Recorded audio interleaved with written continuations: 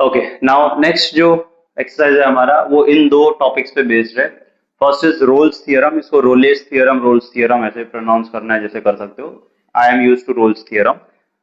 सो इसका स्टेप्स होता है, पहले तो कोई भी फंक्शन हमें दिया होगा और उसके साथ एक इंटरवल दिया होगा, ठीक है, मतलब 3 से 5 के बीच में उसके वैल्यूज के लिए चेक करना है सब। सो अगर एफ ऑफ एक्स दिया है एक फंक्शन, तो एफ ऑफ एक्स के लिए पहला कंडीशन है कि वो कंटिन्यूस होना चाहिए, close interval A B. Close interval मतलब एंड के जो वैल्यूज है वो इंक्लूड होने चाहिए उसमें। देन बोला F of X is differentiable on open interval A comma B, मतलब एंड के वैल्यू इंक्लूड नहीं होंगे, बीच के सब आ जाएंगे उसमें। फिर एफ ऑफ ए का वैल्यू एफ ऑफ बी को इक्वल होना चाहिए। देन देयर एग्जिस्ट, तो फिर इस सिंबल को बोलते हैं देयर एग्जिस्ट, तो ऐसा एक वैल्यू एग्जिस्ट करेगा C belonging to A comma B, मतलब सी ऐसा एक वैल्यू जो open interval A B, A से बी के बीच में एक ऐसा वैल्यू आएगा सी, जहां पे अगर तुम उस फंक्शन का डेरिवेटिव लेके सी सब्स्टिट्यूट करोगे तो उसका वैल्यू जीरो आएगा ही आएगा, ठीक है। अगर ये दो तीन कंडीशन सेटिस्फाई हो गए तो उसके बाद एक ऐसा वैल्यू आएगा ए से बी के बीच में कि जब तुम उस फंक्शन का डेरिवेटिव लेके वो वैल्यू सब्स्टिट्यूट करोगे आंसर जीरो देगा ही देगा तुम्हें, ठीक है। That is Rolle's theorem. Then Lagrange's mean value theorem में पहला स्टेप और दूसरा स्टेप तो सेम है, कंटीन्यूअस होना चाहिए, डिफरेंशिएबल होना चाहिए। फिर उसने बोला है कि then there exist C, but इस केस में उसका जो वैल्यू है थोड़ा अलग आएगा, और यहाँ पे चेक नहीं करना F of A F of B equal है क्या, बस वो कंटीन्यूअस और डिफरेंशिएबल होना चाहिए। तो एफ डैश ऑफ सी का ऐसा वैल्यू आएगा कि उसका जो वैल्यू होगा डेरिवेटिव का सी पे, वो f of B minus F of A upon B minus a के बराबर आएगा, ठीक है। This is Lagrange's mean value theorem, short form में इसको एलएमवीटी बोलते हैं। हमें प्रूफ नहीं है इसका, सिर्फ ये थ्योरम्स अप्लाई करना है और यूज करना है, ठीक है, तो ये लिख लो। ओके, नाउ 2.3 का फर्स्ट क्वेश्चन, यहाँ पे हमें चेक करना है, इसके अंदर उन्होंने बोला है कि वेरीफाई रोल्स थ्योरम एप्लीकेबल है कि नहीं इस चीज के ऊपर, ठीक है। तो रोल्स थ्योरम अप्लाई करने के लिए तीन कंडीशंस है, तीन स्टेप्स जो हमारे लिखे थे हमने, तो अगर वो तीनों एप्लीकेबल हो गए तो हम बोलते हैं ना देन देयर एग्जिस्ट, ठीक है। तो पहला दूसरा तीसरा कंडीशन चेक करते हैं, अगर वो ट्रू हुआ मतलब रोल्स थ्योरम एप्लीकेबल है, ठीक है। तो यहाँ पे पहला स्टेप क्या था रोल्स थ्योरम का, एफ एक्स इज कंटिन्यूअस, ठीक है। कंटिन्यूअस का मतलब क्या होता है कि अगर मैं एक्स की वैल्यू सब्स्टिट्यूट करूं तो उस सेम वैल्यू के लिए दो अलग अलग आंसर नहीं आने चाहिए, ठीक है। ऐसा होगा कोई कोई जगह पे तुमको ऐसी वैल्यू पे देंगे जब तुम एक्स उसमें सब्स्टिट्यूट करोगे तो एक ही वैल्यू के लिए दो अलग अलग आंसर आएंगे, ठीक है। बट ऐसा यहाँ पे नहीं होगा। पॉलिनोमियल फंक्शन जो होता है वो कंटिन्यूअस होता है, ट्रिग्नोमेट्रिक फंक्शन भी कंटिन्यूअस होगा, एक्सपोनेंशियल भी कंटिन्यूअस होता है, अनलेस एंड अनटिल उसको दो अलग अलग पार्ट्स में दिया हो, ठीक है, कि 0 से 3 इतना है, 3 से 5 इतना है, ऐसा जो कि आगे आएगा अपने को। तो यहाँ पे आई कैन जस्ट डायरेक्टली से since F of X is a polynomial function therefore it is continuous on close interval 1,3, क्योंकि ए और बी की जगह पे यहाँ पे 1,3 दिया हुआ इंटरवल। देन नेक्स्ट स्टेप क्या था, डिफरेंशिएबल। डिफरेंशिएबल का मतलब क्या होता है कि जब तुम उसका डेरिवेटिव निकालो, ठीक है, तो उसका डेरिवेटिव ऐसा होना चाहिए, किसी भी वैल्यू को जब तुम सब्स्टिट्यूट करो उसके डेरिवेटिव में तो उसका आंसर इन्फिनिटी नहीं आना चाहिए, ठीक है। बेसिकली बहुत डिटेल में होता है, बस सिंपल टर्म में बता रहा हूं तुमको कि अगर तुम उस फंक्शन का डेरिवेटिव लो और उसमें जो एक्स की वैल्यूज दी है, कहां से कहां तक दी है, 1 से 3 तक, उसमें जब तुम वो वैल्यू सब्स्टिट्यूट करो डेरिवेटिव में तो तुमको इन्फिनिटी नहीं आना चाहिए। अगर इन्फिनिटी आ गया मतलब वो डिफरेंशिएबल नहीं है। तो यहाँ पे से differentiating F of X with respect to X, क्योंकि डिफरेंशिएबल है कि नहीं उसके लिए पहले डेरिवेटिव तो चाहिए मुझे, तो डिफरेंशिएट करेंगे तो आ जाएगा F dash of X is equal to 2x minus 4। अच्छा, अब 2x माइनस 4 के अंदर 1 से 3 के बीच में मैं कोई भी वैल्यू पुट करूं, पॉइंट में करूं, रूट में करूं, अपॉन में करूं, कहीं पे भी मुझे अपॉन में जीरो नहीं आएगा, मतलब इन्फिनिटी नहीं आ रहा है, इजंट इट। तुम 1 से 3 के बीच में कोई भी वैल्यू इसमें सब्स्टिट्यूट करो, इन्फिनिटी तो नहीं आएगा, कुछ फाइनाइट नंबर ही आएगा, एग्जिस्टिंग नंबर ही आएगा, छोटा आएगा, बड़ा आएगा, कुछ भी आएगा, बट इन्फिनिटी तो नहीं आएगा। तो देयरफॉर आई कैन से F of X is differentiable on open interval 1,3, and का वैल्यू इंक्लूड नहीं होगा उसमें, 1 और 3 के बीच में सब वैल्यूज के लिए। F dash of x differentiable नहीं, f of x differentiable, original question differentiable है वो मैं बता रहा हूँ। तो सेकंड स्टेप भी हो गया। फिर क्या, एफ ऑफ ए का वैल्यू एफ ऑफ बी को आना चाहिए इक्वल। तो एफ ऑफ ए का मतलब क्या हो जाएगा, ए की जगह पे क्या है 1, तो 1 सब्स्टिट्यूट करते हैं, आ जाएगा 1 का square minus 4 into 1 plus 3, that will give you 0। ठीक है, सिंप्लीफाई करोगे तो। ऑल्सो एफ ऑफ बी का मतलब हो गया एफ ऑफ थ्री, मतलब एक से ये पे थ्री सब्सिट्यूट करना है, थ्री का स्क्वायर 4 × 3 प्लस थ्री, थ्री का square will be 9, 9 plus 3 is 12, 4 × 3 is also 12, 12 minus 12 0. Therefore f of 1 का वैल्यू f of 3 को इक्वल आ गया, मतलब f of a का वैल्यू f of b को इक्वल आ गया। तो रोल्स थ्योरम की जो तीन कंडीशन है तीनों सेटिस्फाई हो रहे हैं, तीनों सेटिस्फाई हो रहे हैं, मतलब रोल्स थ्योरम एप्लीकेबल है। Therefore Rolle's theorem is applicable, और वही अपने को चेक करना था, ठीक है। उन्होंने वो वैल्यू फाइंड करने नहीं बोली कि सी इक्वल टू क्या होता है या फिर वो पूरा एंड तक करने के लिए, बस ये बोला है एप्लीकेबल है कि नहीं वो चेक करना है। Okay, next one F of x equal to E raise to minus X into sine X, zero से पाई के लिए चेक करना है। तो पहली बात तो f of X is product of exponential and trigonometric functions, ठीक है, जो कि दोनों के दोनों इंडिविजुअली कंटिन्यूअस होते हैं, ठीक है। एक्सपोनेंशियल भी कंटिन्यूअस फंक्शन होता है और ट्रिग्नोमेट्रिक भी, तो दो कंटिन्यूअस फंक्शन का प्रोडक्ट भी कंटिन्यूअस ही होता है। Therefore it is continuous on 0, pi, ठीक है। Then F dash of X is, अब यहाँ पे तुमको इसका एक्चुअली डेरिवेटिव निकालने की जरूरत है कि उन्होंने चेक करने बोला हुआ है, ठीक है। अब कंटिन्यूअस फंक्शन है तो मोस्टली अब तुमको पता है अपॉन में आएगा ही नहीं कुछ वैल्यू ज्यादा, ठीक है। यू इंटू वी रूल में अपॉन तो आएगा नहीं, तो अपॉन नहीं आएगा तो क्या इन्फिनिटी आने का चांस ही नहीं है ना, अपॉन में जीरो आएगा तो इन्फिनिटी होता है, तो तुम डायरेक्टली भी लिख सकते हो F of X is differentiable on open interval 0, pi. But अगर तुमको सी फाइंड करने बोला है तो तुमको वहां पे डेरिवेटिव की वैल्यू चाहिए होती है, F dash of C equal to बोलते हैं ना फॉर्मूला जो लास्ट में आता है इक्वल टू 0, मतलब उसमें तो फिर डेरिवेटिव निकालना पड़ेगा। अगर चेक करने बोला है तो फिर डेरिवेटिव निकालो या मत निकालो कोई फर्क नहीं पड़ता, तुम डायरेक्टली स्टेटमेंट भी लिख सकते हो। ओके, तो f of X is differentiable on 0, pi, and last में क्या एफ ऑफ ए और एफ ऑफ बी का वैल्यू निकालना पड़ेगा कि वो कितना आता है। एफ ऑफ 0 मतलब ओरिजिनल फंक्शन में एक्स की जगह पे 0 सब्स्टिट्यूट करना है, e raise to minus 0 into sine of 0, anything raise to 0 कितना होता है 1, और साइन 0 कितना आता है 0, तो इसका आंसर तो 0 आ जाएगा क्योंकि 0 से मल्टीप्लाई हो रहा है। एफ ऑफ पाई हो जाएगा e raise to minus pi into sine of pi, sine of pi का वैल्यू 0 होता है, तो फिर ये जो भी है मल्टीप्लाई करके 0 ही आने वाला है। सो दिस इज, तो एफ ऑफ ए का वैल्यू एफ ऑफ बी को इक्वल है, f of 0 equal to f of pi. Therefore, Rolle's theorem is applicable. ठीक है, I'll do one more.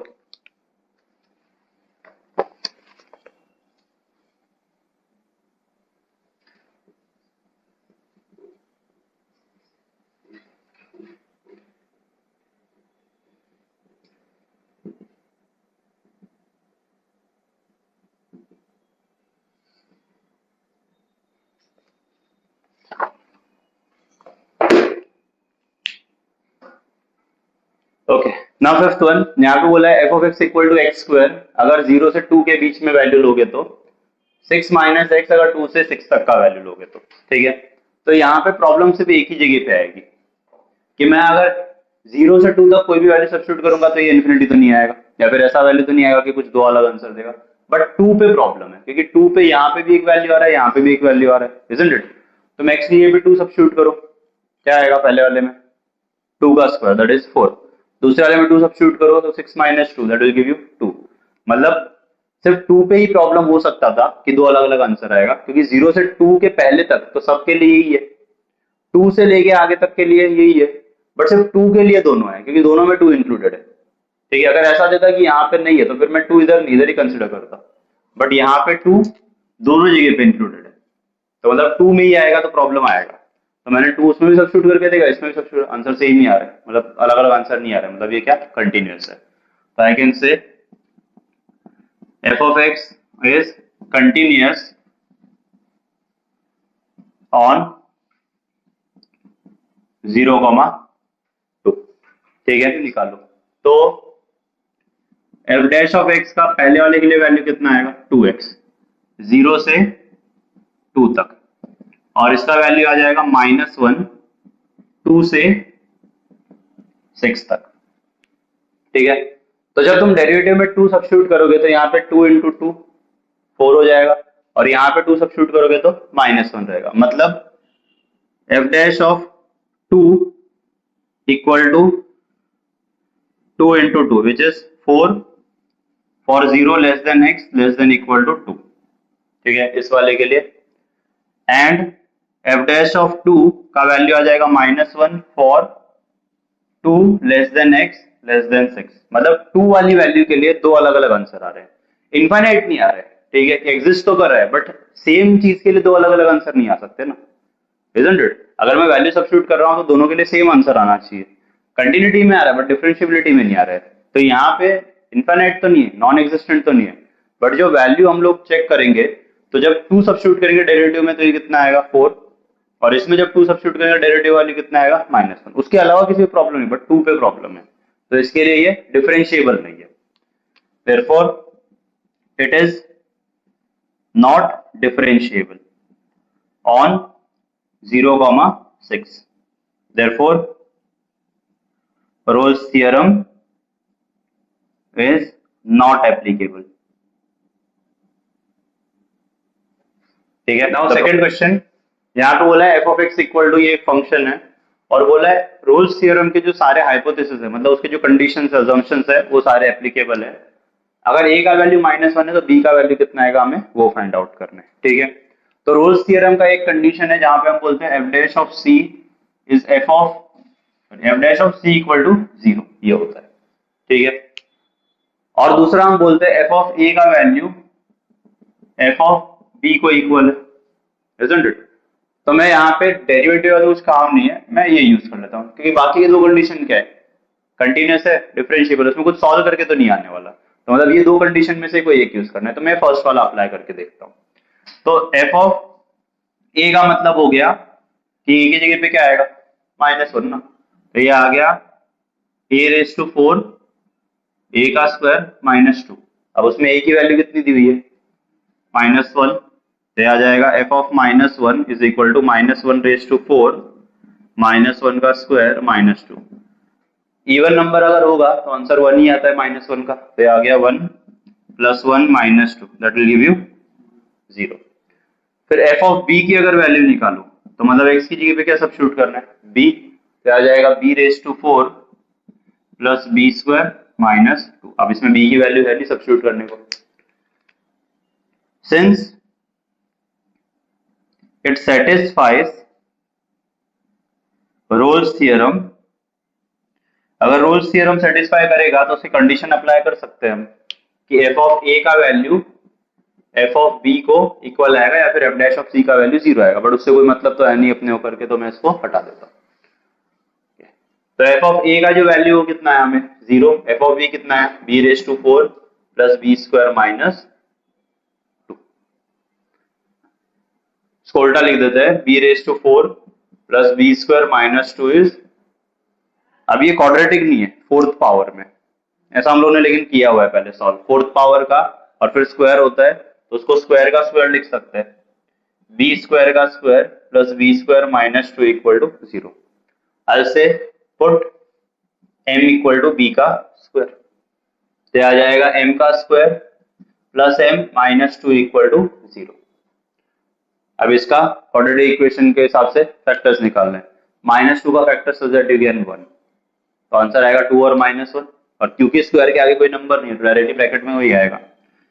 So m + 2 and m -1 equal to 0। तो इससे आ जाएगा m का वैल्यू -2 या फिर m का वैल्यू 1। ठीक है, ये तो क्वाड्रेटिक इक्वेशन सॉल्व करना है। सो m का वैल्यू -2 आया, m का 1 आया, बट m का एक्चुअल वैल्यू था कितना b², तो आ जाएगा b² इक्वल टू -2 या फिर b² equal to 1। Square negative तो हो नहीं सकता, isn't it? तो मतलब -2 पॉसिबल नहीं है। देयरफॉर बी स्क्वायर का वैल्यू क्या आएगा 1। रीजन क्या है, square can not be negative, तो यहाँ पे b का वैल्यू आ जाएगा +-1 टेकिंग स्क्वायर रूट। ओके, या तो b का वैल्यू 1 है या फिर माइनस है। क्वेश्चन नंबर 3, यहाँ पे f of x equal to एक फंक्शन दिया है और x 0 से 2 पाए और बोला है वेरीफाई। वैलिडिटी चेक नहीं करना है तुमको, वेरीफाई करना है, मतलब यहाँ पे पूरा सॉल्व करना है। और लास्ट में जो c का वैल्यू आता है, हमने क्या बोला था, c का वैल्यू ऐसा आएगा जो इस इंटरवल के बीच में आएगा, तो c का वैल्यू भी निकालना है और देखना है वो उसके बीच में आता है कि नहीं, मतलब पूरा ही सॉल्व करना है, रोल्स थ्योरम। तो यहाँ पे फर्स्ट स्टेप क्या है, कंटिन्यूअस और डिफरेंशिएबल है कि नहीं वो देखना है। साइन और कॉस हमेशा कंटिन्यूअस ही होता है क्योंकि उसमें इन्फिनिटी आती ही नहीं कहीं, डिफरेंशिएबिलिटी में भी सिर्फ tan थीटा में होता है, ठीक है, तो उसमें भी अगर π/2 हटा दे ये सब तो नहीं आता है। So now I will say f of x is continuous on 0, 2 pi, differentiating with respect to x, तो इसका डेरिवेटिव लेंगे तो f dash of x equal to cos x minus sin x, और 7 का तो 0 हो जाएगा, ठीक है। therefore it is differentiable on open interval 0, 2 pi। 0 से 2 pi के बीच में कोई भी वैल्यू सब्स्टिट्यूट करो, दो अलग अलग आंसर तो नहीं देगा। तुम अगर यहाँ पे सपोज 0 सब्स्टिट्यूट करते हो, cos 0 माइनस sin 0, आंसर 1 आएगा। सपोज π/3 सब्स्टिट्यूट करते हो तो कुछ आंसर आएगा, तो दो अलग अलग आंसर तो नहीं देगा किसी के लिए भी, क्योंकि दो पार्ट में ब्रेक ही नहीं है पहली बात तो, और इन्फिनिटी आएगा नहीं, साइन कॉस में इन्फिनिटी आता ही नहीं है, सो मतलब ये डिफरेंशिएबल तो है। फिर f ऑफ a और f ऑफ b का वैल्यू निकालना है। a का मतलब क्या हो गया 0, b का मतलब 2 पाई। f ऑफ 0 मतलब ओरिजिनल जो फंक्शन है उसमें x की पे क्या सब्स्टिट्यूट करना है 0। Mind you f of x में सब्स्टिट्यूट करना है, ना कि f डैश में। कई बार स्टूडेंट्स ये करते हैं कि इसमें सब्स्टिट्यूट कर देते हैं, इसमें नहीं, ओरिजिनल में करना है, f ऑफ दिया है ना कि f डैश। तो आ जाएगा sine of 0 plus cos of 0 plus 7। Sine 0 का वैल्यू होता है 0, कॉस 0 का वैल्यू होता है 1, और ये आ गया 7, so this will give you 8। वैसे ही f ऑफ 2 पाई भी फाइंड करना है हमें, मतलब इसमें x के जगह पे 2 पाई सब्स्टिट्यूट करना है। सो this is sine of 2 pi plus cos of 2 pi plus 7। तो साइन ऑफ 2 पाई का वैल्यू 0 होता है, कॉस ऑफ 2 पाई का 1 होता है, और इसका 7 आएगा। 0 plus 1 plus 7 that will give you 8। दोनों इक्वल आ रहे हैं, so I can say therefore f of 0 का वैल्यू f of 2 पाई को इक्वल है। मतलब रोल्स थ्योरम के जो तीन कंडीशन थे वो तो सेटिस्फाई हो चुके हैं। बट उसके बाद हमने क्या बोला है, देयर एग्जिस्ट c, मतलब एक ऐसा वैल्यू होना चाहिए c कि जब मैं उसको डेरिवेटिव में सब्स्टिट्यूट करूं तो उसका वैल्यू 0 आना चाहिए, ठीक है। अब यहाँ पे कंडीशन सेटिस्फाई हो गया, तो मतलब अगर वो वैल्यू सब्स्टिट्यूट करेंगे तो c ऐसा वैल्यू होना चाहिए ना जो इंटरवल के बीच में आएगा। उन्होंने बोला अगर कंडीशन सेटिस्फाई हो रहा है तो एक तो ऐसा वैल्यू आएगा इंटरवल में जब उसको सब्स्टिट्यूट करेंगे डेरिवेटिव का वैल्यू 0 आ रहा है, और अगर डेरिवेटिव का वैल्यू 0 आएगा मतलब वो वैल्यू इंटरवल के बीच में होना चाहिए, रिवर्स में। तो आई कैन से now f dash of c should be equal to 0, और c का वैल्यू इसके बीच में आता है कि नहीं ये देखना है। f dash of c मतलब जो डेरिवेटिव है उसमें c लिखना है, तो डेरिवेटिव तो ये रहा, so this is cos of c minus sine of c equal to 0। इसको उधर लेके जाते हैं, cos of c equal to sine of c, ठीक है। तो इनडायरेक्टली cos थीटा और sin थीटा का वैल्यू इक्वल आना चाहिए, बेसिकली वही मीनिंग है ना उसका। तो cos थीटा और sin थीटा का वैल्यू इक्वल तब आता है जब 45 होता है एंगल, यू नो ना। sin 45 का वैल्यू कितना होता है 1/√2, cos 45 का भी कितना होता है 1/√2। तो I can say therefore c का वैल्यू आ जाएगा π/4। बट ये क्या है, एक पूरा ये कंसिडर कर रहा है, यहां से लेके यहां तक पूरा सर्कल 2 पाई, मतलब 0 से 2 पाई यहां तक आएगा वापस घूम के। तो इसके अंदर सिर्फ एक ही नहीं, एक और वैल्यू होता है जहां पे दोनों इक्वल होते हैं, वो होता है 5π/4, और c इज इक्वल टू 5π/4, ठीक है। तो जैसे तुमको पता है sin 45 cos 45 का वैल्यू सेम होता है, वैसे ही sin 5π/4 का वैल्यू और cos 5π/4 का वैल्यू भी सेम होता है।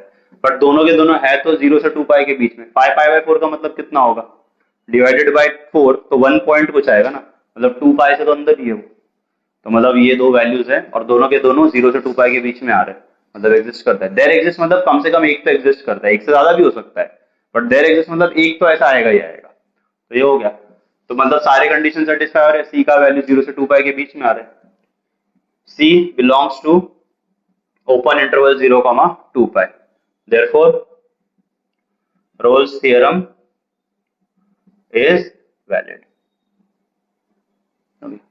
ठीक है, इसके बचे हुए तुम लोग कर लेना।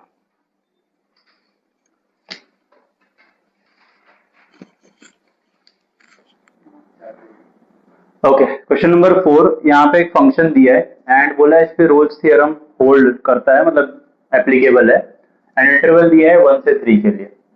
सी का value, if you remember Rolle's theorem के 3 कंडीशन थे, कंटीन्यूअस होना चाहिए, डिफरेंशिएबल होना चाहिए, F of A equal to F of B होना चाहिए, और एफ डैश ऑफ सी का वैल्यू इक्वल टू 0 होना चाहिए। तो यहाँ पे बोल रहा है रोल्स थ्योरम ट्रू है। तो अगर रोल्स थ्योरम ट्रू है तो रोल्स थ्योरम के सारे कंडीशन एप्लीकेबल है। अब फर्स्ट सेकंड कंडीशन लगा के मुझे कुछ फायदा नहीं है, कंटीन्यूअस है, डिफरेंशिएबल है, मैं सीधा थर्ड कंडीशन पे आता हूँ। सिंस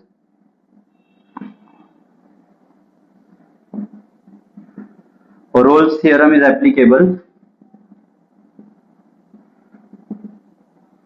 तो अगर वो एप्लीकेबल है तो उसके बेसिस पे मैं बोल सकता हूँ एफ ऑफ 1 का वैल्यू एफ ऑफ 3 को इक्वल होगा, क्योंकि ए एंड बी की जगह पे 1 और 3 है। तो अगर मैं एफ ऑफ 1 फाइंड करूं, मतलब एक्स की जगह पे क्या लिखना है मुझे 1, एफ ऑफ 3 फाइंड करूं मतलब एक्स की जगह पे 3 लिखना है। तो ये आ जाएगा 1 का क्यूब प्लस पी इंटू 1 का स्क्वायर क्यू इंटू 1 प्लस 5। वैसे अगर 3 लेंगे तो आ जाएगा 3 का क्यूब प्लस पी इंटू 3 का स्क्वायर क्यू इंटू 3 प्लस 5। ठीक है, 1 का क्यूब तो 1 ही होगा, 1 का स्क्वायर 1 आएगा और p बचेगा, तो सिर्फ p आया, q plus 5 equal to 27 plus 9p plus 3q plus 5। ठीक है, प्लस 5 तो इधर आएगा तो माइनस हो जाएगा, तो 5 एंड 5 में डायरेक्टली कट कर देता हूँ। नाउ मैं p और q को एक तरफ ले लेता हूँ, इन दोनों को उधर, और नंबर्स को एक तरफ, तो ये आ जाएगा 1 minus 27 is 9p plus 3q minus p minus q। ये आ जाएगा minus 26, this will become 8 times p plus 2 times p, you can divide it by 2, so this is minus 13 is 4p plus q। तो इसको properly लिख देते हैं, 4p plus q is minus 13 and that is my equation 1। जो first condition था उससे मुझे ये मिला। ठीक है, अब या तो पी क्यू में एक और इक्वेशन आ जाए, या फिर पी का या क्यू का दोनों में से किसी एक का वैल्यू आ जाए तो इसमें पुट करके दूसरा आ सकता है। तो अभी दूसरा कंडीशन, रोल्स थ्योरम के 3 स्टार्टिंग के, डिफरेंशिएबल, कंटिन्यूटी, उससे कुछ आया नहीं, तीसरे से मुझे एक आया। अब एक और है, F dash of C equal to 0 होता है। एफ डैश मतलब क्या है, डेरिवेटिव, तो डेरिवेटिव में जब सी सब्स्टिट्यूट करेंगे तो इक्वल टू वैल्यू क्या आएगा उसका 0, तो मैं वो यूज करता हूँ। Also F dash of x पहले तो कितना आएगा वो फाइंड करना पड़ेगा, तो ये आ जाएगा 3x square plus 2px plus q। ठीक है, इसका डेरिवेटिव x रेशियो n का फॉर्मूला, p तो नंबर है आगे आ जाएगा x स्क्वायर का 2x, q आगे आ जाएगा x का 1 और phi का 0, तो डायरेक्टली मैंने लिख दिया। अब कंडीशन के हिसाब से एफ डैश ऑफ सी कितना होना चाहिए, 0। एफ डैश ऑफ सी का मतलब क्या है, x की जगह पे क्या लिखना है c, देयरफॉर 3c का square 2p into C plus q का वैल्यू कितना आना चाहिए 0, और c का वैल्यू मुझे पता है कितना है, तो इसमें सब्स्टिट्यूट कर देते हैं। ओके, so this is 2 और 2 नहीं 3, फिर ब्रैकेट में c का वैल्यू कितना दिया इसने 2 प्लस 1 अपॉन रूट 3 का होल स्क्वायर, तो आ गया 3c square plus 2p into C का value 2 plus 1 upon root 3 plus q equals to 0। ठीक है, नाउ यहाँ पे इस पे a plus B whole square का फॉर्मूला लगेगा, so this is 3 and bracket में मैं सीधा सीधा फॉर्मूला लगाता हूँ a square plus 2ab plus b square. ठीक है, a plus B whole square का एक्सपांशन करोगे तो इसका आंसर ये आएगा। यहाँ पे ये 2p अंदर मल्टीप्लाई हो जाएगा, this will give you 4p plus 2p upon root 3 plus q equals to 0। यहाँ पे 3 अंदर मल्टीप्लाई हो जाएगा, so this will give you 12 plus 4 3 is 12 upon root 3 plus 3 upon 3 that will give you 1।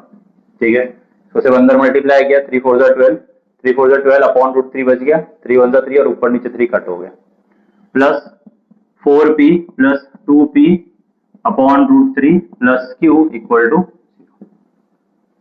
ठीक है, नाउ यहाँ पे 4p plus q,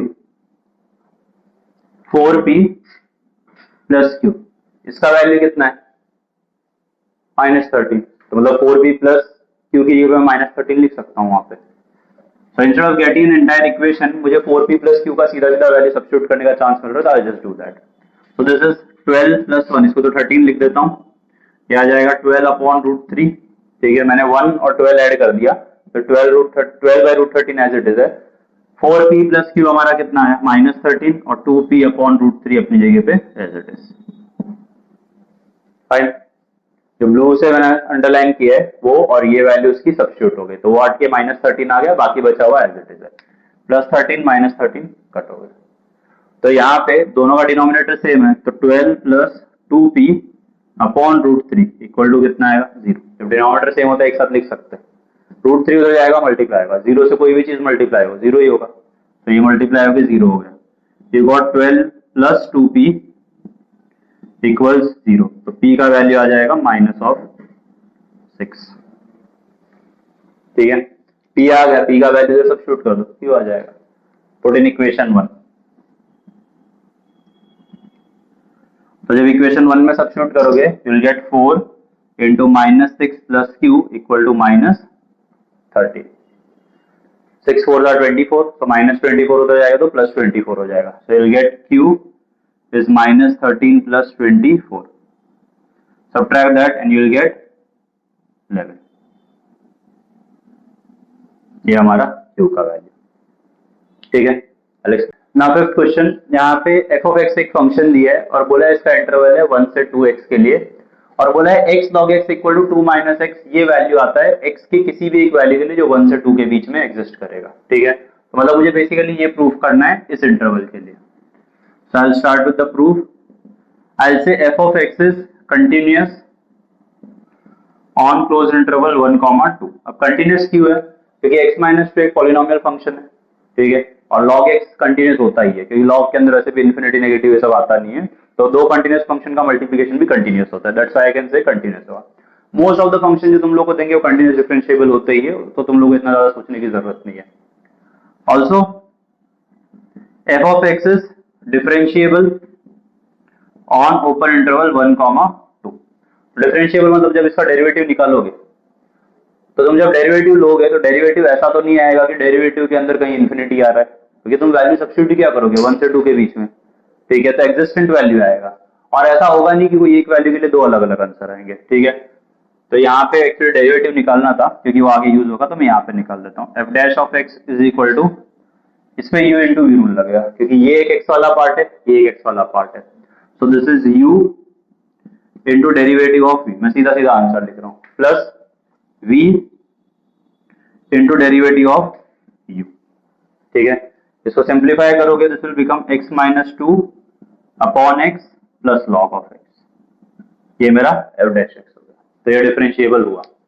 then next चीज मुझे ये करनी है, f ऑफ a और f ऑफ b का जो वैल्यू है वो इक्वल आना चाहिए, तो f ऑफ 1 इक्वल टू कितना आता है, f ऑफ 2 कितना आता है, f ऑफ 1 आएगा 1 - 2 इंटू लॉग ऑफ 1, और लॉग ऑफ 1 का वैल्यू 0 होता है। ठीक है, तो मतलब ये तो पूरा ही मल्टीप्लाई होकर 0 हो जाएगा। यहाँ पे 2 - 2 इंटू लॉग ऑफ 2, भले लॉग ऑफ 2 0 नहीं था, बट आगे जो मल्टीप्लाई हो रहा है वो 0 आएगा ब्रैकेट में, तो इसका भी वैल्यू 0 हो जाएगा। तो आई कैन से f ऑफ 1 का वैल्यू f ऑफ 2 को बराबर है। तो मैं ये सब कर क्यों रहा हूँ, क्योंकि मैं रोल्स थ्योरम अप्लाई करना चाहता हूँ। अब उससे होगा क्या, रोल्स थ्योरम में एक कंडीशन आता है C belongs to open interval 1, 2।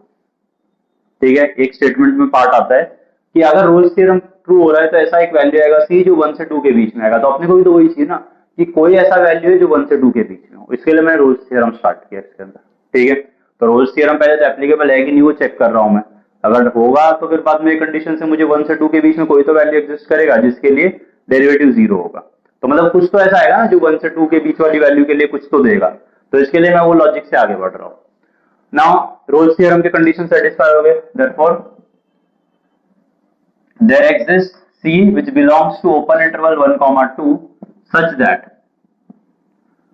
f dash of C का वैल्यू होना चाहिए 0, ठीक है। f dash of C ये रहा डेरिवेटिव मेरा, इसके अंदर x की जगह पे क्या लिखेंगे C और वो इक्वल टू 0 हो जाएगा। तो ये आ जाएगा C -2 upon C plus log of C equals to 0, ठीक है। Okay, I just take it over here and इसको भी फिर उसके बाद उधर ले जाएंगे। तो पहले C -2 upon C equal to minus of log C, ये C उधर चला जाएगा। तो C -2 is equal to minus of C into log of C। जब तुम किसी भी चीज में माइनस कॉमन लेते हो तो ब्रैकेट के अंदर की वैल्यू रिवर्स हो जाती है। तो ये जाएगा minus of 2 minus C and minus of C into log of C। तो दोनों साइड से माइनस कट हो जाएगा। मैंने माइनस कॉमन की लिए क्योंकि मुझे यहाँ पे 2 माइनस कुछ चाहिए था, ठीक है।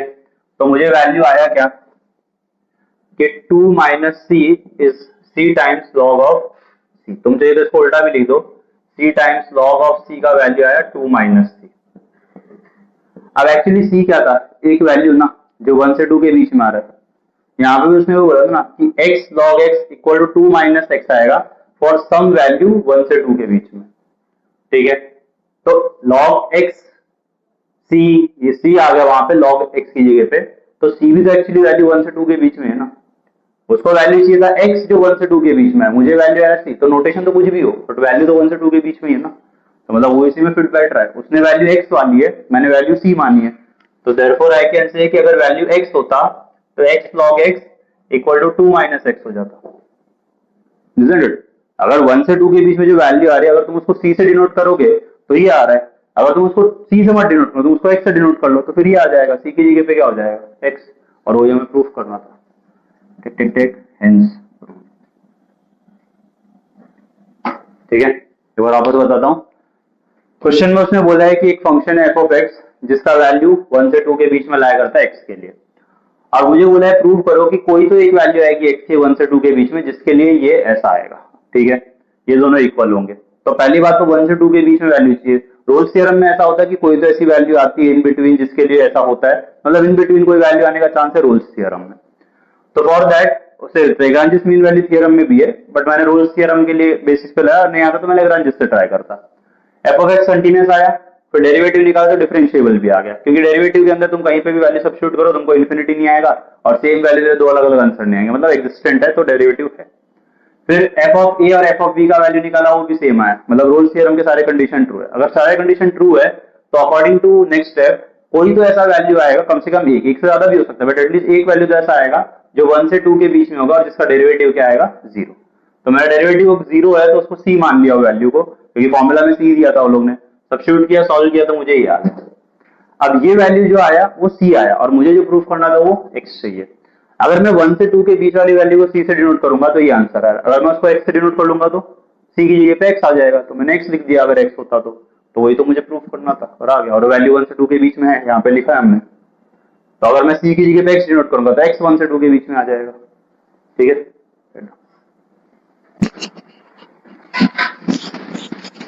ओके, क्वेश्चन नंबर 6 जो है पहले भी हमने वैसा किया हुआ है, रोल्स थ्योरम दिया है उसके अंदर, एप्लीकेबल है सब तो करना है, और रोल्स थ्योरम में f dash of c equal to 0 लेके c का वैल्यू निकालना है, तो तुम लोग ट्राई कर लेना। ओके,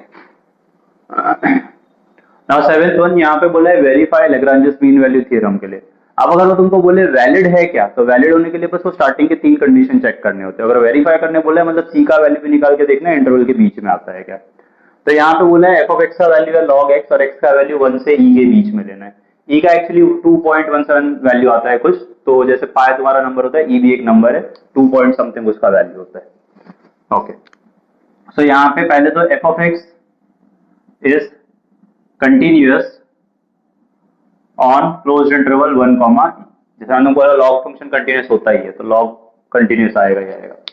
देन डिफरेंशिएबल, तो उसके लिए पहले डेरिवेटिव निकालते हैं। एफ डैश ऑफ एक्स का वैल्यू आएगा, लॉग एक्स का क्या होता है 1 बाय एक्स। अब 1 से e तक का कोई भी वैल्यू, 1 और e मतलब 2 पॉइंट समथिंग, उसके बीच में कोई भी वैल्यू तुम यहाँ पे सब्स्टिट्यूट करो, इन्फिनिटी तो नहीं आएगा, और कोई भी ऐसा वैल्यू नहीं कि जब वो सब्स्टिट्यूट करोगे तो दो अलग अलग आंसर देगा, मतलब डिफरेंशिएबल तो है। Therefore F of X is differentiable on open interval 1 comma, ठीक है। अब लैग्रांजेस मीन वैल्यू थ्योरम में एफ ऑफ ए और एफ ऑफ बी का वैल्यू इक्वल आना जरूरी नहीं है, बट सॉल्व करने के लिए उसका वैल्यू चाहिए होता है, सब्स्टिट्यूट करने के लिए, तो वो निकालना पड़ेगा।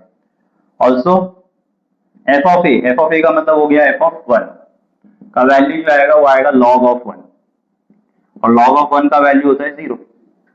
फिर आएगा एफ ऑफ ई, इसका मतलब हो गया log of e, log of e का वैल्यू होता है 1 माइनस 1, ठीक है। नाउ देयर एग्जिस्ट सी, वो तो हमको चेक करना है कि है कि नहीं, डायरेक्टली नहीं बोल सकते हम। तो एफ डैश ऑफ सी का जो वैल्यू आएगा वो आएगा F of B minus F of A upon B minus, ठीक है। लैग्रांजेस मीन वैल्यू थ्योरम में ये फॉर्मूला था। रोल्स थ्योरम में F dash of C equal to 0 होता था सीधा सीधा। तो एफ डैश ऑफ सी का मतलब हो गया डेरिवेटिव में एक्स की जगह पे क्या लिखना है सी, तो मतलब ये आ गया 1 upon c. F of b, b मतलब बाद में का वैल्यू, ए मतलब पहले का वैल्यू, एफ ऑफ बी मतलब एफ ऑफ ई का जो वैल्यू आया वो मतलब 1, एफ ऑफ ए मतलब ये तो 0 upon e minus 0, sorry e minus 1, ठीक है। ये आ जाएगा 1 upon c is equal to 1 upon e minus 1, invert and apply कर देंगे तो सी का वैल्यू आ जाएगा ई माइनस 1। अब ई का वैल्यू कितना था 2 पॉइंट समथिंग और 1, तो 2 पॉइंट कुछ वैल्यू है, उसमें से जब तुम माइनस करोगे तुमको 0 पॉइंट कुछ आएगा वैल्यू, 0 पॉइंट जो वैल्यू है, सॉरी 2 पॉइंट में से 1 माइनस करें, मैं 2.17 समथिंग वैल्यू आता है, उसमें से 1 माइनस करो तुमको 1.17 समथिंग वैल्यू आएगा, आगे चलते रहेगा। तो 1 पॉइंट जो वैल्यू है 1 से 2.17 के बीच में ही आता है ना, isn't it? जब तुम इसको माइनस करोगे ई का वैल्यू 2.17 समथिंग हुआ, उसमें से 1 माइनस कर दो 1.17 कुछ आएगा, और वो वैल्यू 1 से 2.17 के बीच में ही आ रहा है ना, मतलब जो वैल्यू मुझे आया वो उसके बीच में आ रहा है। तो I can say therefore there exist c which belongs to 1 से ई के बीच में, ठीक है।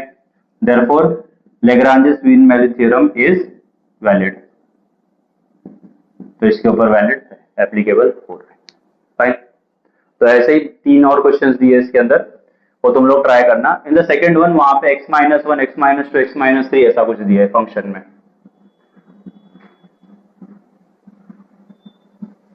सो इन दिस केस यहाँ पे तुम लोग एक एक करके तीनों को सॉल्व करने जाओगे तो u इंटू वी इंटू डब्ल्यू, तीन वाला जो रूल था वैसा लगेगा, उससे अच्छा तीनों को एक साथ मल्टीप्लाई कर दो फिर अप्लाई करो, समझ रहे, वो इजी पड़ेगा तुमको, है ना। बाकी ये तुम लोग ओके।